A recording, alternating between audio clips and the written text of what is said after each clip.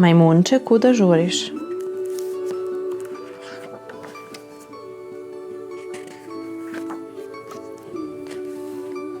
Juhu, fiju, vuš, hop. Majmunče je letelo kroz granje i jurilo kroz šumu na dugačkim lijanama. Želelo je da ga svi čuju kada ponosno uzvikne: danas je moj rođendan, nadam se da se svi spremate za žurku godine.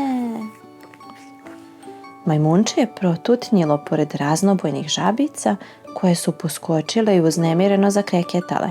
Ej, pazi kuda ideš. Toliko toga treba da obavim, zadihano je kazalo Majmunče. Nemam vremena za bacanje, moram da obezbedim muziku koja će protresti celu džunglu, sve lepo ukrasim i pronađem ukusnu tortu koju ćemo u slast pojesti.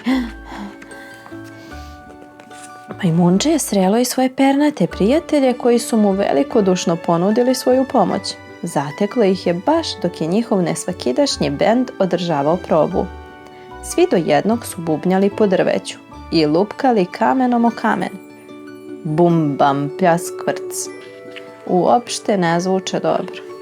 Dok je pogledom tražilo medveda koji je obećao da će napraviti tortu za ovu priliku, Majmunče se svojski trudilo da ne brine previše.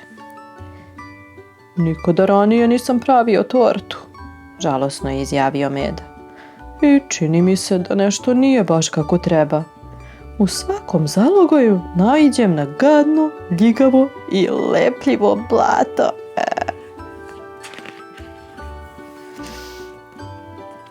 Majmunče je nastavilo da žuri kroz granje vinove loze sa velikom željom da sve pripremi kako treba. Zaista se ponadalo da je tapir imao sreće sa ukrašavanjem. Majmunče, jako mi je žao, klonuo je tapir. Uvezao sam noge u čvor i sada visim na glavačke. Majmunče je zastalo na trenutak i rastužilo se. Sve je pošlo po zlu, reklo je naglas. Moje slavlje će se neslavno završiti.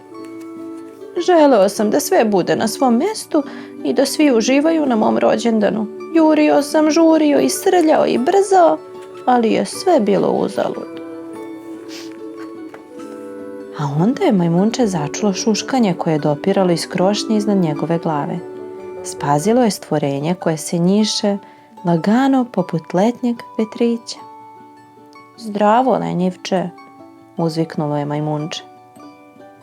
Izgledaš veoma spokojno dok visiš tako na grani.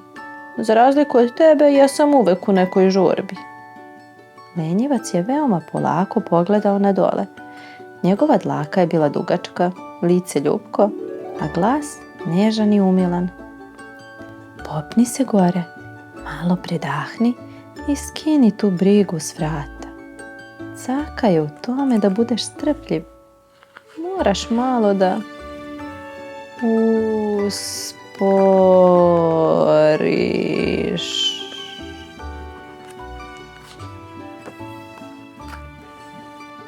Molim te, nemoj da žuriš, brineš i cmijezdriš.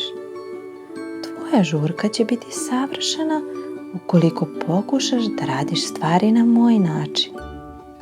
Pogledaj oko sebe i obrati pažnju na papagaja sa perjem duginih boja i šare po drveću. Duboko udahni i osjeti čitavu lepezu različitih mirisa iz džungle. Načoljoši i oslušni fjukanje vetra.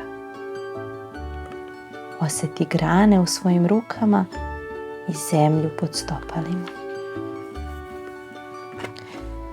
Majmunče je odlučilo da posluša lenjivca i pažljivo se osvrnulo oko sebe.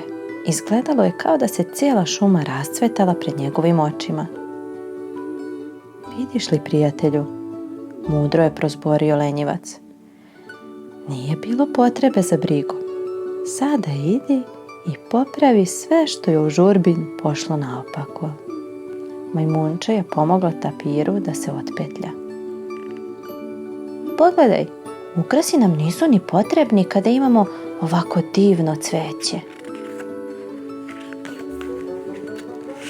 Potom je pronašlo medu koji je izgledao veoma tužno. Šta ćemo jesti? Žalosno je upitao medved. Torta ne vredi ni 5 para. Pljak i fuj. Majmunče je odvratilo. Hajde da razmislimo. Šta bismo mogli pronaći za grickanje? Ovo voće iz džungle je slatko i slasno. Biće savršeno za rođendanski ručak. Sada majmunčetu nedostaje samo još muzika koja će pokrenuti njegovu žurku. Oslušnula je zvukove džungle i počelo da se njiše u ritmu prirode. Ptice pevačice su zalepršale krilima i pesma je odzvanjala džunglom. Vreme je za žurku, uzbuđeno je uzviknulo majmunče.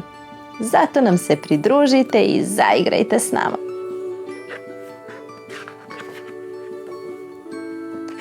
Majmunče i prijatelji su pristigli na rođendan. Lenjivac je naravno malčice zakasnio. Pevali su i plesali, smejali se i jeli, a žurka je bila pun pogodak. Dok je nožicama veselo gackalo po blatu, majmunče je shvatilo da su svi njegovi prijatelji bili pored njega, a to je jedino važno.